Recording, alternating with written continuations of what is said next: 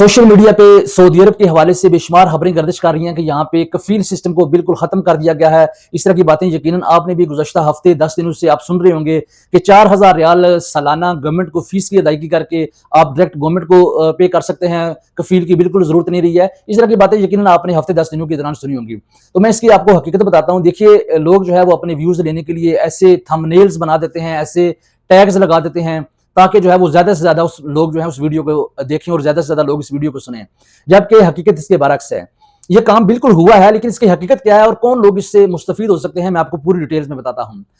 देखिए, जो लोग फॉरेनर्स हैं, हाँ, वो किसी भी मुल्क से उनका ताल्लुक है, जो लोग कंपनियों में जॉब कर रहे हैं या आज़ाद लोग जो काम कर रहे हैं, वो बिल्कुल भी इस सहूलत से फायदा नहीं उठा सकते हैं और ना ही 4000 रियाल की अदायगी करके उनको कोई परमानेंट रेजिडेंसी मिल रही है, ना ही उनका कफील से या कंपनी से कुछ छुटकारा उनको मिल रहा है। इससे मुस्तफीद सिर्फ और सिर्फ कि कौन से लोग हो सकते हैं, उनकी जो तकरीबन 6-7 टाइप के लोग हैं, सिर्फ और सिर्फ जो इसको बोलते हैं इकामा मुमेज़ा, यानी कि जो लोग जिनके पास वो इकामा मुमेज़ा होगा, वो लोग जो है सालाना 4000 रियाल फीस अदायगी करके डायरेक्ट, यानी कि समझ लीजिए जैसे पाकिस्तान के अंदर हमारा जो एक आईडी कार्ड होता है और हमने सिर्फ गवर्नमेंट को फीस की अदायगी करनी होती है 5 साल बाद 10 साल बाद जब हमारा आईडी एक्सपायर होता है, ऐसे ही जिन लोगों के पास यहाँ पे इकामा मुमेज़ा है, वो सेम सेम आप समझ लीजिए कि परमानेंट सऊदी अरब की रेजिडेंसी है। सेम सेम समझ लीजिए कि उसके जो फवायद हैं वो ऐसी समझिए कि आप सऊदी अरब जो यहाँ के मकामी लोग हैं उनके बराबर उनको हकूक मिले हैं। लेकिन वो लोग कौन से हैं?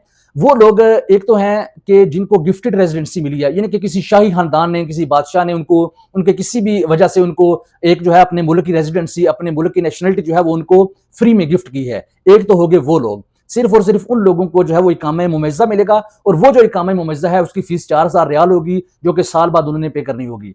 दूसरे नंबर पे वो लोग हैं जो कि किसी भी शोबे में टैलेंटेड हैं, जैसे कोई बहुत अच्छा इंजीनियर है, कोई बहुत अच्छा डॉक्टर है जिसने अपने शोबे के अंदर कोई बड़ा ही अहम कारनामा सर अंजाम दिया है, कोई बहुत अच्छा सेफ्टी ऑफिसर है, कोई बहुत अच्छा खिलाड़ी है, या किसी भी हवाले से किसी के अंदर बहुत बड़ा टैलेंट पाया जाता है। वो लोग जो हैं उनको जो है वो गवर्नमेंट जिसे आप कहते हैं एजाजी तौर पे उनको ये नेशनलिटी देगी, एजाजी तौर पे उनको इकामा मुमेज़ा जो है वो मिलेगा और फिर उसकी अदायगी जो है वो साल बाद 4000 रियाल आपने करनी है तो आप जो है वो रह सकते हैं, आप यहाँ पे कारोबार कर सकते हैं, अपनी फैमिली को रख सकते हैं। जितने यहाँ के सऊदियों के हकूक हैं इतने ही हकूक आपको मिलेंगे। तीसरे नंबर पे वो लोग आते हैं जो जिनका तल्लुक बेशक किसी भी कंट्री से है, किसी भी मुल्क से है, वो बेशक नए हैं या पुराने हैं। वो लोग हैं जो यहाँ पे उन्होंने इसमें जमीन में, जायदाद में उन्होंने इन्वेस्टमेंट की हुई है। तकरीबन 4 मिलियन तक जो है वो उनकी इन्वेस्टमेंट है प्रॉपर्टी के अंदर। तो वो लोग जो है वो इकामा मुमेज़ा के लिए अप्लाई कर सकते हैं। ये क्राइटेरिया बता रहा हूँ, इकामा मुमेज़ा के लिए वो अप्लाई कर सकते हैं। उनको गवर्नमेंट देखेगी सारी सूरत हाल के, वाकया ही इन्होंने इन्वेस्टमेंट की हुई है, फिर वो इन्वेस्टमेंट कहाँ से आई है, वो पैसा उन्होंने कहां से लाया, वो पूरा सबूत और पूरा प्रूफ उनके पास होना चाहिए।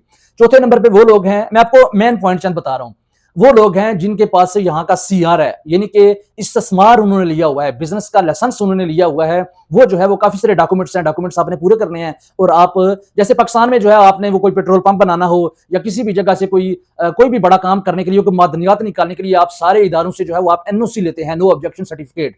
तो वो आपको नो ऑब्जेक्शन सर्टिफिकेट मिल जाता है कि बिल्कुल जी इस बंदे के जितने भी पेपर्स हैं उसमें किसी किस्म का कोई गपला नहीं है, कोई फ्रॉड नहीं है, कोई चक्कर नहीं है, ये बंदा प्रॉपर टैक्स पे करता है, उसको जो है वो गवर्नमेंट ये इकामा मुमेज़ा जो है वो दे सकती है।